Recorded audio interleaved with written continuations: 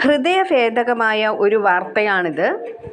പെരുമ്പിലാവ് അൻസാർ ആശുപത്രിയിലാണ് ഈ കാഴ്ചയ്ക്ക് സാക്ഷ്യം വഹിക്കേണ്ടി വന്നത്. അക്കിക്കാവിലുണ്ടായ വാഹനാപകടത്തിൽ ഗുരുതര പരിക്കേറ്റ 15-കാരൻ അൽ ഫൗസനെ സമീപത്തെ അൻസാർ ആശുപത്രിയിലേക്കാണ് കൊണ്ടുപോയത്. അപകട സ്ഥലത്തുള്ളവരോ ആശുപത്രിയിൽ എത്തിച്ചവരോ കുട്ടിയെ തിരിച്ചറിഞ്ഞിരുന്നില്ല. അൻസാർ ആശുപത്രിയിലെ അത്യാഹിത വിഭാഗത്തിൽ എത്തുമ്പോഴേക്കും അൽ ഫൗസൻ മരണത്തിന് കീഴടങ്ങിയിരുന്നു.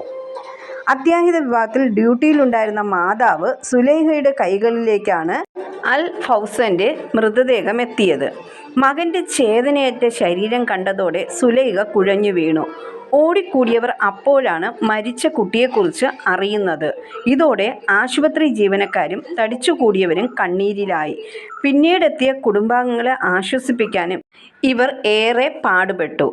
അൽ ഫൗസന്റെ പിതാവ് ഇതേ ആശുപത്രിയിലെ അക്കൗണ്ടന്റാണ്. എന്നാൽ സംഭവ സമയത്ത് അദ്ദേഹം ആശുപത്രിയിൽ ഉണ്ടായിരുന്നില്ല.